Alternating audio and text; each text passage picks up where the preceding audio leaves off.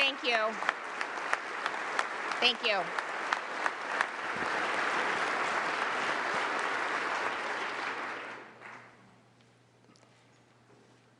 Mr. President, Mr. Speaker, Lieutenant Governor, legislative leaders, senators and representatives, justices and judges, elected officials, distinguished guests, family, friends, and my fellow Iowans.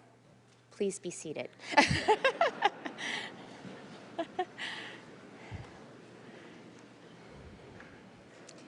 Each time I enter this spectacular building, I'm reminded of the generation of Iowans who have come before us.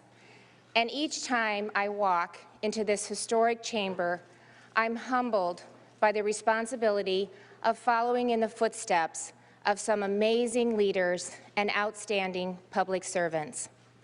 We lost a number of those leaders last year. Most notable for us today is Chief Justice Mark Cady, whose absence is felt right there in the front row. He loved his state, and he loved the law. And to his family and the colleagues in the Iowa Judicial Branch, our entire state shares your loss.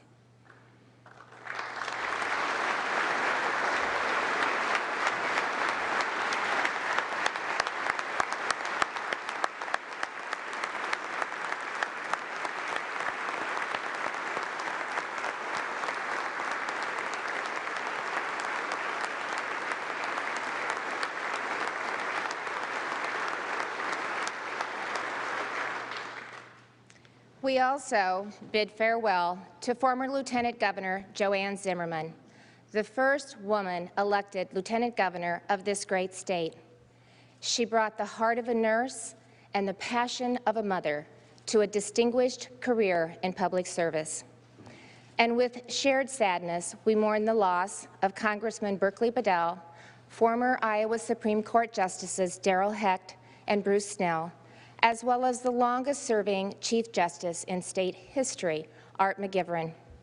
We honor those leaders and so many more who committed their lives to making tomorrow a little better than today.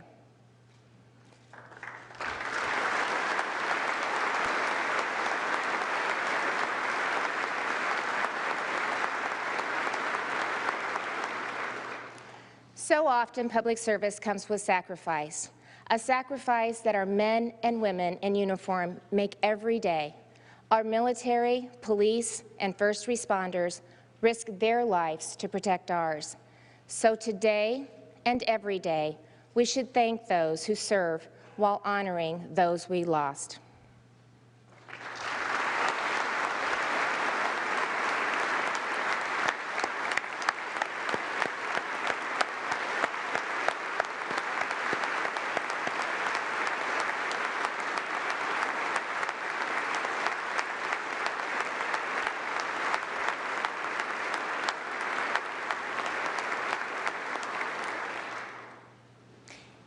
In 2019, we saw the resiliency of Iowans tested once again as historic floods ravaged both sides of our state and parts in between.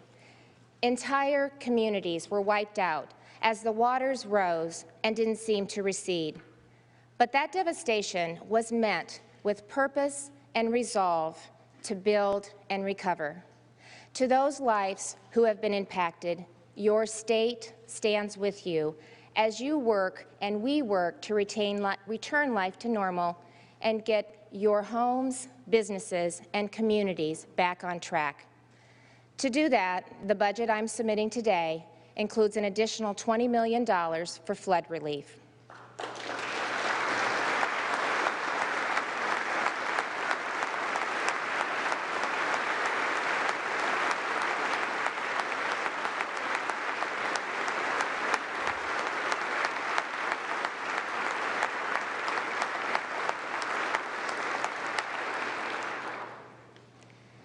This is the third time that I've stood before you to report on the condition of the state.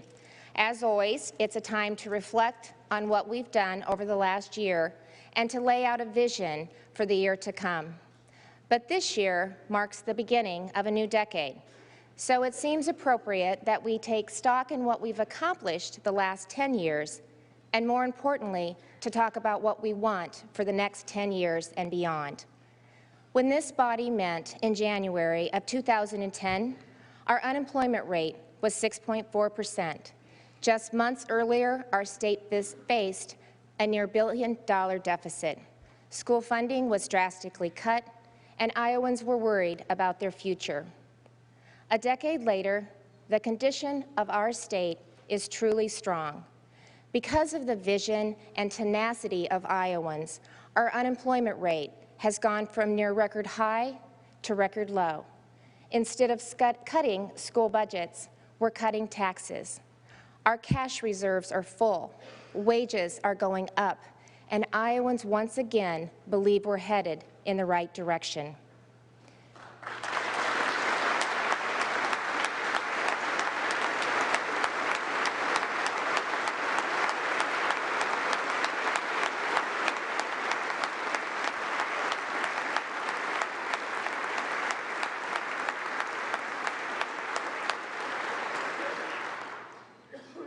Because we have such a great story to tell, last year we launched the This Is Iowa campaign, and the goal was to show the country what we have to offer, to show that Iowa is the best place to live, work, and raise a family.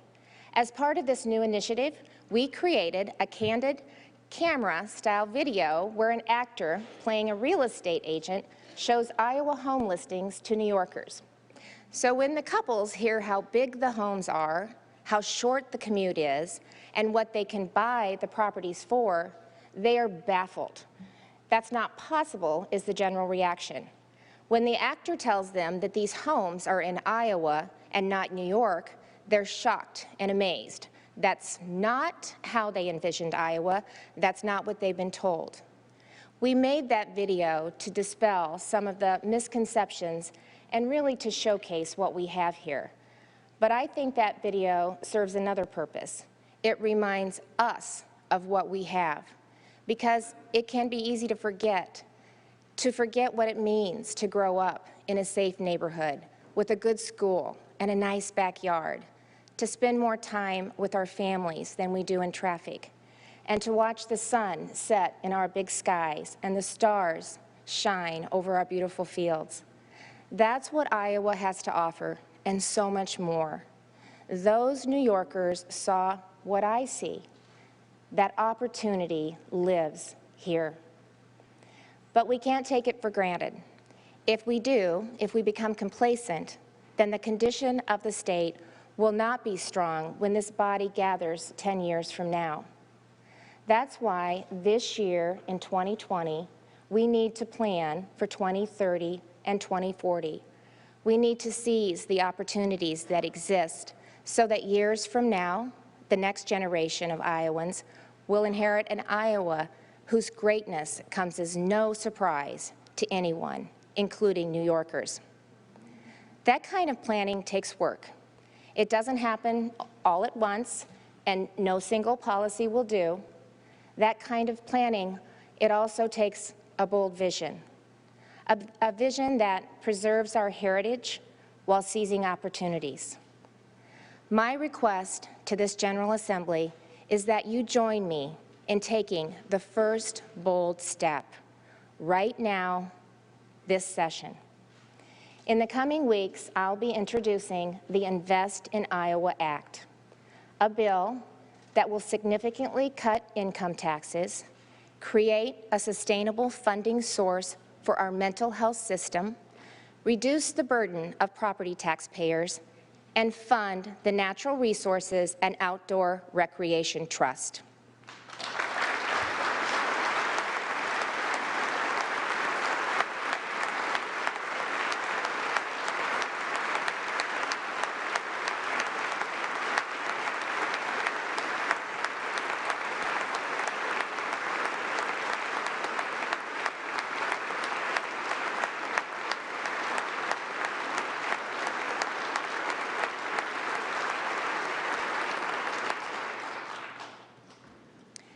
These changes will make our vision a reality. It's an investment in our future, and it's an investment in those who are our future. 10 years ago, Iowans voted to establish the Natural Resources and Outdoor Recreation Trust. Funding the trust is no small investment, but I believe that it's one we need to make. We were given this beautiful land to work, but also to keep. And preserving what we've been given must be a responsibility of all Iowans. In 2010, the legislature established a formula for distributing the trust fund. I voted for that formula, as did every one of my colleagues. But the challenges we face today and tomorrow are different than what we understood them to be 10 years ago. So it's time to amend the formula. Specifically, we need to increase the amount of money that will be allocated for water quality and conservation. Under my bill, almost 58% of the trust fund, an estimated $100 million, will go towards water quality efforts every year, representing an almost 31% increase in current funding. We also commit $52 million for other conservation and outdoor recreation efforts, representing an increase of 14.6% of current funding. These investments will not only aid in our conservation efforts, they'll improve our quality of life, and it will help us retain and recruit a new generation of Iowans.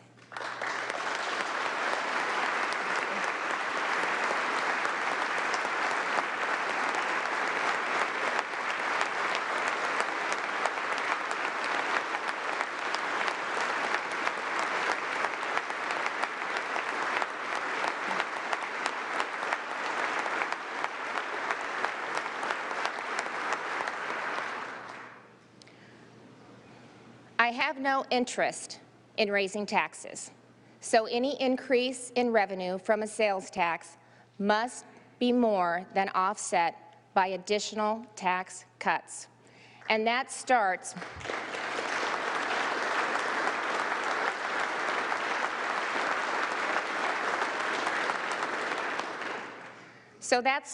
with continuing to reduce our uncompetitive income tax rates. 2 years ago, thanks to so many of you in this room, we passed the largest income tax in Iowa history. And I said then, and I've said ever since, that wasn't a one and done. I intend to make good on that promise, which is why I'm proposing to cut income tax by an additional 10% for almost every Iowan, with lower-income Iowans receiving as much as a 25% cut.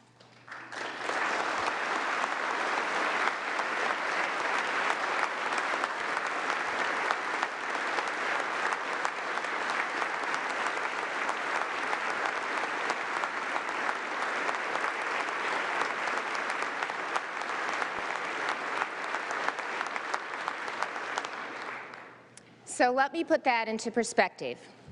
Just 1 year ago, our top tax bracket was almost at 9%, one of the worst in the country.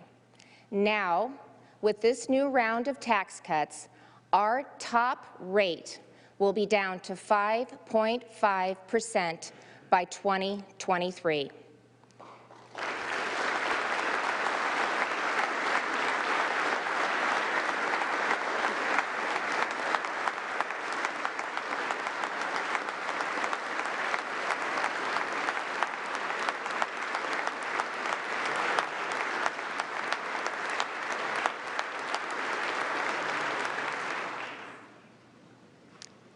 Significant progress, making Iowa competitive with our peers. Mental health is becoming one of the biggest challenges of our time. 2 years ago, we reformed our adult mental health system, and last year we created Iowa's first children's mental health system. These were important steps to putting Iowans on a path to wellness. Now, we must provide predictable funding.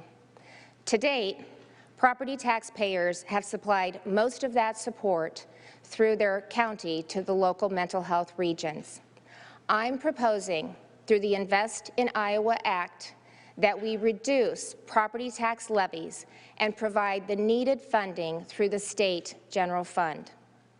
No parent, family member, or friend should be told that treatment isn't available for their loved one.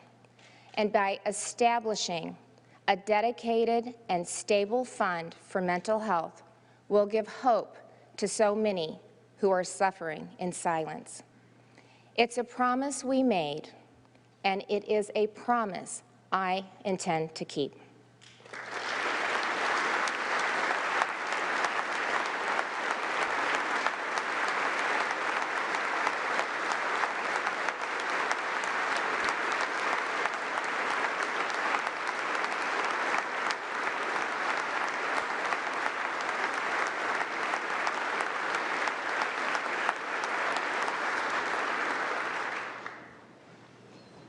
The Invest in Iowa Act will bring meaningful change to Iowans in the very first year, but most importantly, it looks to the future, a future that will benefit our children and theirs.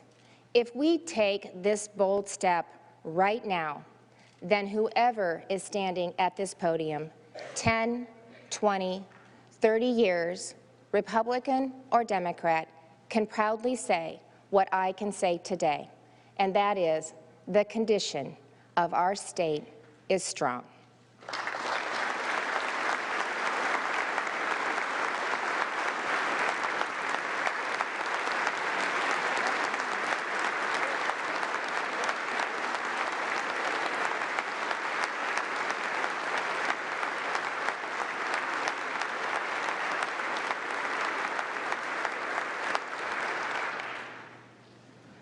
When I look to the next decade, I'm reminded that Will Rogers once said, "That farmer has to be an optimist, or he wouldn't still be a farmer." From weather at home to markets overseas to bureaucratic decisions made in Washington, D.C., so much of our farmers' success hinges on factors seemingly out of their control. But that doesn't mean that we simply sit back and hope someone else fights for our interest. It's up to us to shape the challenges of uncertainty into opportunities for growth. I will always be a relentless advocate for our farmers and our producers and our very way of life, which is why today I'm calling for an additional $2 million for the Renewable Fuels Infrastructure Program, as well as modernizing and expanding the E15 promotion tax credit. This will support the sale of E15 year-round and drive domestic demand for our homegrown renewable fuels.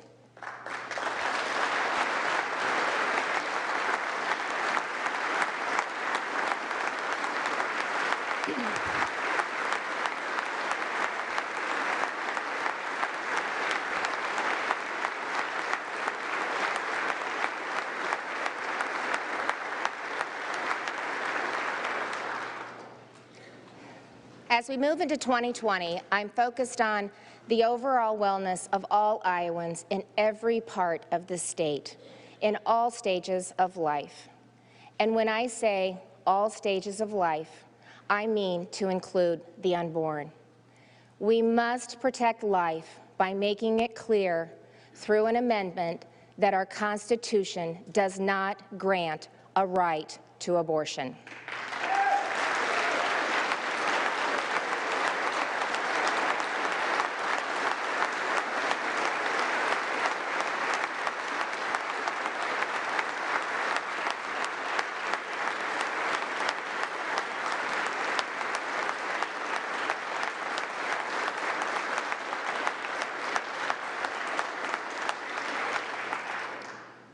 We must also do more to promote and support maternal health. Fewer doctors and fewer hospitals are delivering babies and providing care for mothers, especially outside the urban areas.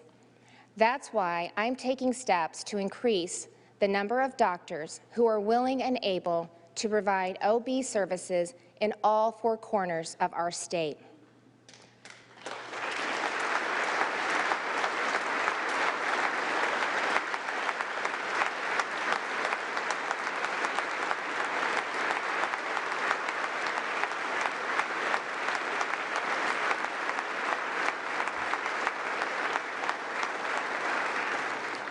So first, I'm proposing a fellowship for new family practice physicians who want to train and specialize in OB care. Each year, 4 new residents will complete the fellowship program and head back to their local communities, taking with them connections to OB specialists and an expertise to better treat mothers and their babies. Second, we're launching a telementoring system where OBs at our best institutions can consult with physicians across the state. With this program, a doctor in Corydon can talk with specialists in, say, Iowa City about the treatment for a mother with a high-risk pregnancy. Using technology to bring cutting-edge health care into every community is no longer a dream. Telehealth is reality today, but we've only just begun to scratch the surface. This year, my budget includes additional funding to expand the use of these services to underserved Iowans. I've also directed the Department of Human Services to remove barriers that are restricting schools from partnering with telehealth providers, especially for behavioral health. What used to be a 70-mile drive in the middle of the school day can now be a walk down the hall. That means children receiving the care that they need with less disruption to their education.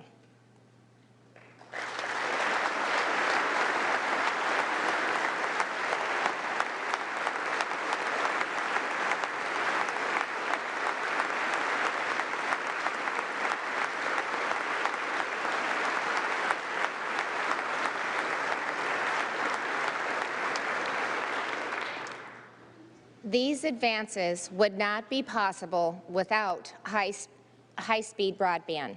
And after unanimous support from this legislature last year for the Empower Rural Iowa Act, we provided $5 million to do that. That funding is now helping 17 broadband projects become reality in rural Iowa. Broadband is not a luxury. It's critical infrastructure. From the farmer checking crop conditions to the Main Street business participating in the 24/7 marketplace. Connectivity should be the expectation no matter where you live. So let's make that expectation a reality. Today, I'm requesting that we appropriate an additional $15 million and adjust our state match, and that will allow us to continue to leverage private and federal funding to build out broadband to every part of Iowa, making us the most connected state in the nation.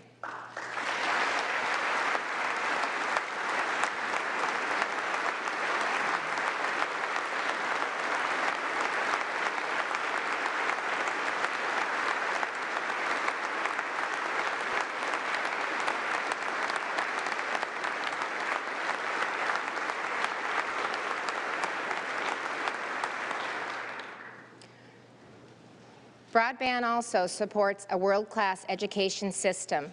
And if there's something Iowans have always understood, it's that there's no greater path to opportunity than a quality education. We have strong local control, rooted in communities and parents who care deeply about educating their children. We have the highest graduation rate in the country, with more of our high schoolers taking college courses than any other state. We've made remarkable progress in recent years, putting a new focus on STEM, science, technology, engineering, and math, and opening doors in elementary, middle, and high schools for students who want to explore fields that will best equip them to be the innovators who build tomorrow's economy. Computer science has quickly moved from a narrow elective to a basic skill that every student needs, something the people at Osage Community School District understand and have embraced with a passion. In addition to requiring computer science for students to graduate, they've dramatically increased learning opportunities for K-12 students to explore coding, design apps, or to find their passion in the world of technology. And through an innovative partnership with Nubo Co. in Cedar Rapids, Osage is training teachers to better integrate computer science in subjects like math, English, and art. I want to recognize Osage and Nubo Co. for their vision and congratulate the students for their success. You are absolutely a model for our state and for our nation. Please stand.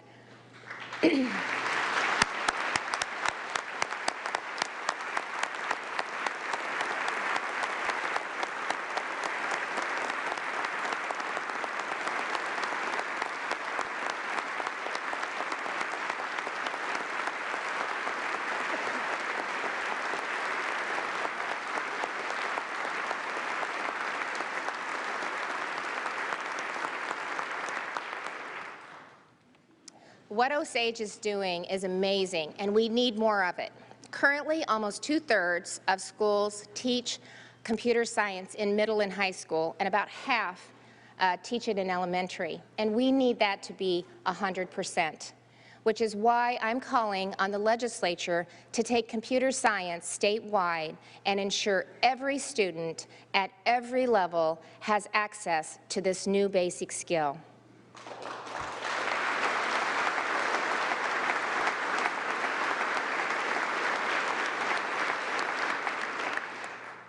One of the best ways for students to learn is through hands-on experience, which is why we're making Iowa a leader in work-based learning.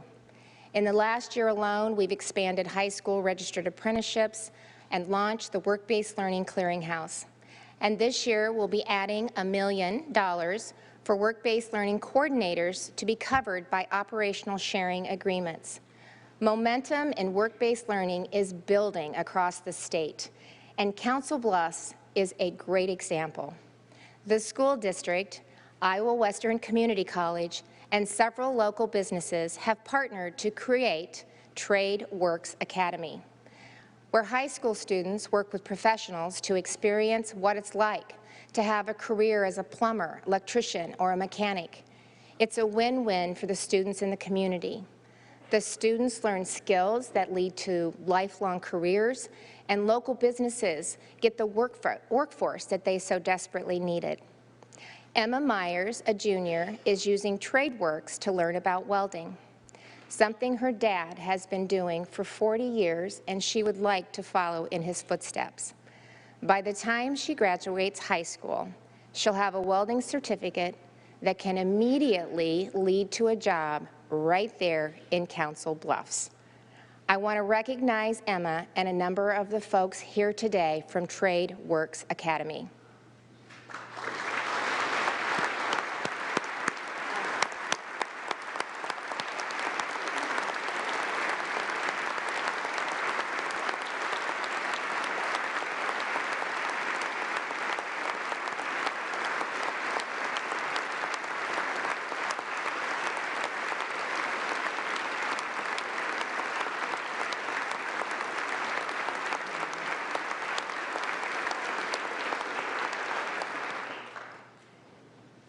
In 2019, we made historic investments in K-12 education with over $90 million in new money, including an increase in per-pupil funding and transportation equity. The budget I'm presenting today makes another historic investment, with over $103 million in new funding, so that Iowa schools can maintain the best teachers and classrooms in the world.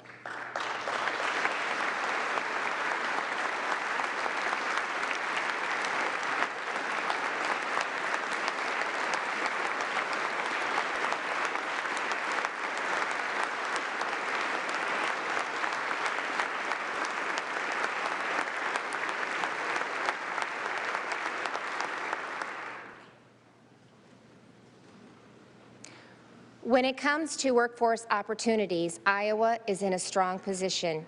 We have thousands of open jobs in rewarding careers, and that's why we launched Future Ready Iowa. 3 years after starting the initiative and just 1 year after this body overwhelmingly voted to approve funding, Iowans who are looking for a way up are finding that opportunity. Over 6,000 Iowans are already receiving the Last Dollar Scholarship, almost 80% of which are adult learners. That's 6,000 Iowans who are on their way to a rewarding career. Take Sarah Keene, a 35-year-old mother of 6 from Hampton, who was laid off when her employer closed its doors. Because of the Last Dollar Scholarship, she is now at NIAC, pursuing a medical assistance degree, and soon she will help fill the shortage of workers in our healthcare industry. Zach Berensmeyer from New Liberty is another great example. So Zach assumed college was something that he couldn't afford, but the Last Dollar Scholarship has enabled and encouraged him to pursue a degree in computer software development at Kirkwood. When Zach graduates this spring, he'll have a highly marketable degree in a field where the average starting salary is $55,000 a year. Sarah and Zach, please stand to be recognized.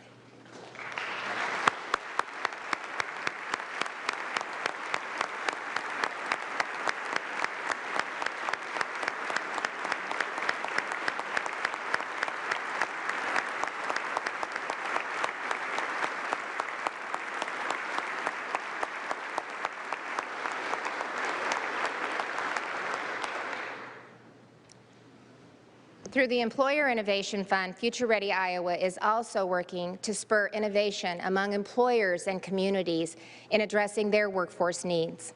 In Muscatine, the local community foundation has partnered with Muscatine Community College and Eastern Iowa Community College to create an extensive 6-week program for low-income parents who have children in school. They're working to become welders or certified nursing assistants, and if they stay on track in this program, a job will be waiting for them at the end.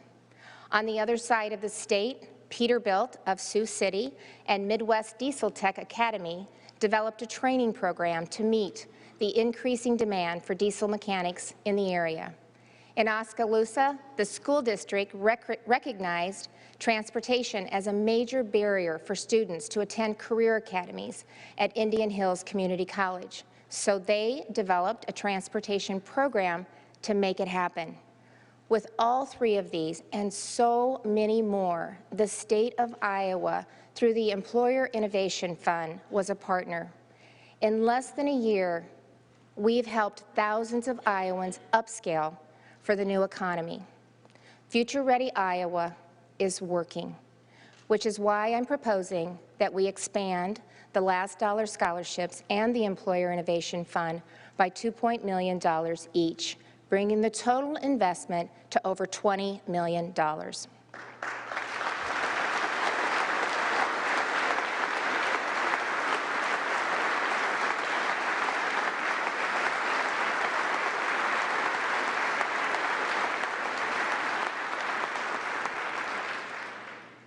Child care is the next workforce issue we need to tackle.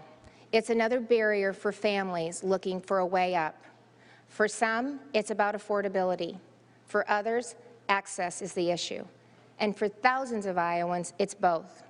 This year, we need to act. First, let's make child care more affordable by expanding the early childhood tax credits. Currently, they're available to families making $45,000 or less, and I am recommending that be doubled to $90,000.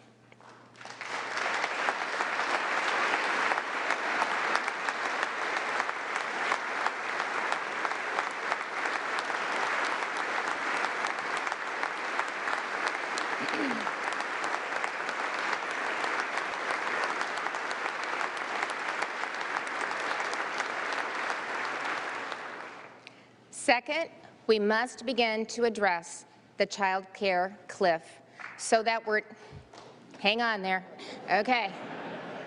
I agree. So we're not punishing parents as they continue on a path to self-sufficiency. To do this, we should implement a tiered co-pay system that doesn't punish those who work hard enough to earn a raise.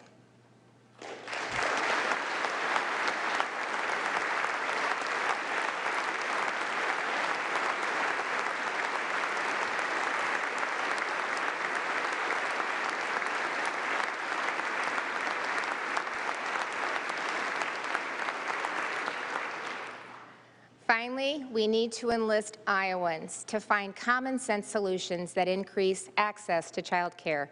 If you consider Lee Container, it is a manufacturing facility in Centerville that employs 200 people. Since opening its doors in 2008, they have expanded but have struggled to find workers. Lack of child care was part of that problem. So Lee Container partnered with a local provider to turn a vacant elementary school into a daycare center. And that's exactly the kind of innovation that we need, which is why I'm opening the Employer Innovation Fund to employers and community organizations who have ideas to expand and create child care options in their communities. I want to recognize Robert, the CEO of Lee Container, and Michelle from Curious Kids, who are with us today. Thank you for your inspiring idea. There they are. They're clear up there in the corner.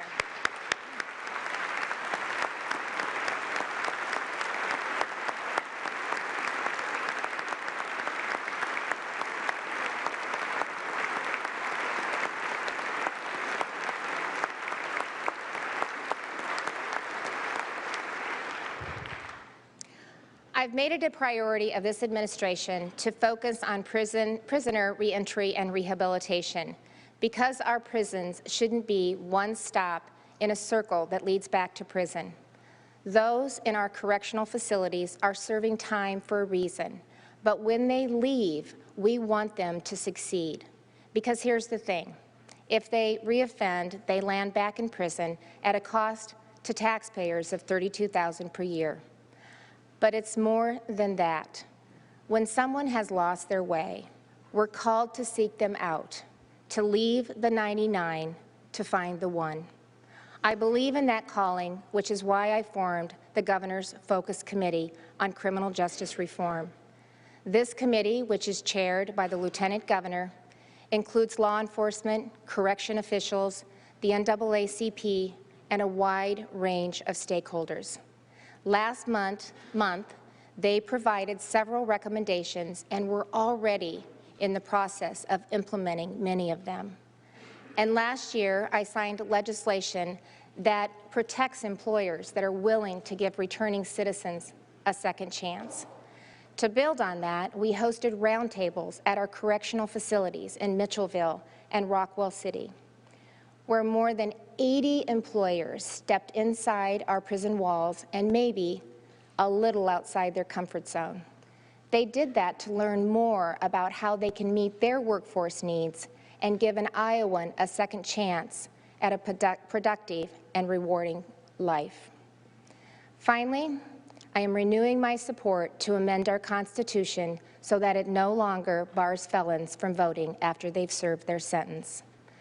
To see why it matters, talk to William Burt from Waterloo. He spent much of his life in and out of prison, but now a business owner working to change Iowa law to allow mobile barbershops, which I think is a good idea.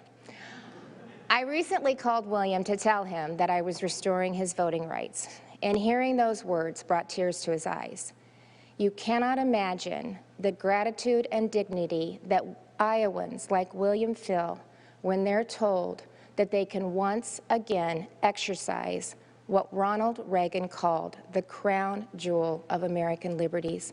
William, please stand so that we can recognize your efforts to become an active and productive citizen of this great state.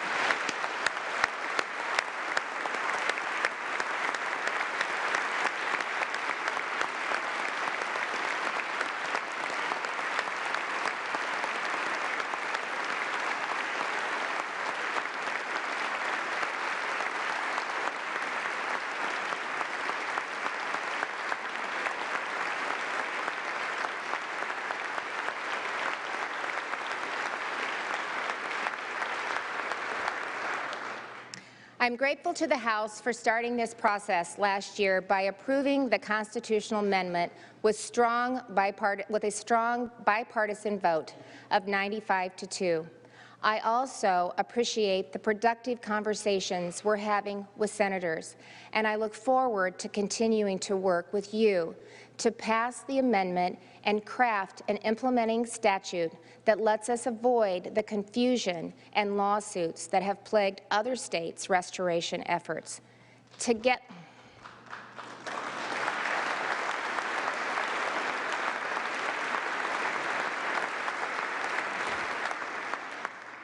Together, we can help put returning citizens on a path to redemption. We can help them become productive members of society, reduce recidivism, and make our communities a safer place.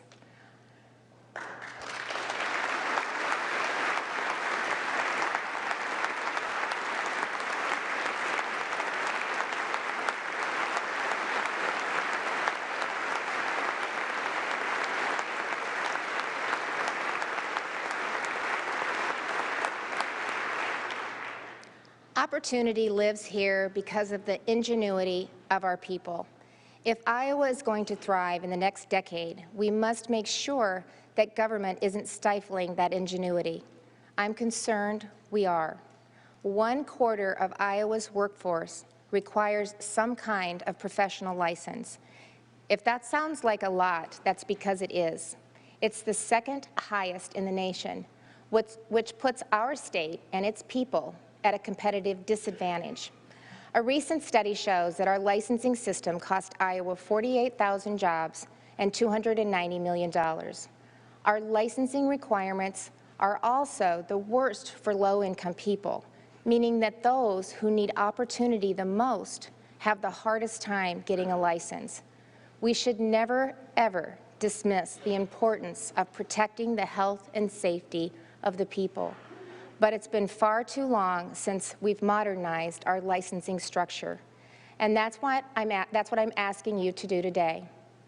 First, we need to adopt universal licensing recognition. Those who go through a rigorous application process in another state and meet certain conditions in our state should be able to have that license recognized here. Let's encourage these skilled workers to move to Iowa. Second, we should waive license fees for low-income individuals. Now, that doesn't mean we lower any standards. It just ensures we don't deny someone a professional license simply because of their inability to pay. Third, we currently have no uniform standard for considering criminal convictions in licensure. As a result, qualified and skilled Iowans are being denied the chance to obtain a license because of mistakes unrelated to the profession they now want to enter. And this is another barrier to ex-offenders re-entering the workforce, and we need to change it. Lastly, we need better oversight of the entire professional licensing process. I'm calling for the creation of a commission that will review every professional license requirement and the boards that oversee them every 4 years. Licensing reform is a topic that has bipartisan support, but that doesn't mean it will be easy. There will always be entrenched interest who benefit from overly burdensome regulations, but we can't let those interests stand in the way of opportunity. These reforms are long overdue, and this is the year we begin to fix a broken system.